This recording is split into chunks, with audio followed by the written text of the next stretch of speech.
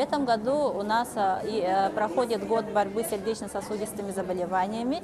И очень интересно и очень полезно для населения. Я так думаю, что проходит вот такая акция «Время быть здоровым». Очень удобно, что работа акции, она поделена по тематическим блокам. Каждый желающий может узнать, как бороться со стрессом, как избавиться от вредных привычек, где представители учреждений рассказывают о своих программах для населения, для детей. Ну, и здесь можно пройти консультацию специалистов. Я вот прошла консультацию кардиолога, померила артериальное давление, поучаствовала в акции «Выпей стакан воды, защити свои почки».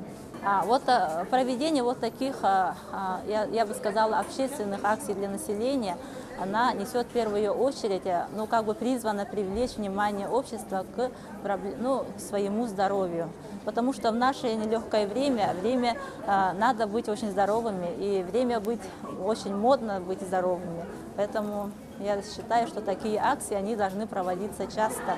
Да, акция это очень полезна для нашей республики, для нашего народа, и здоровье свое может проверить, тем более у многих людей нет такой возможности бесплатно.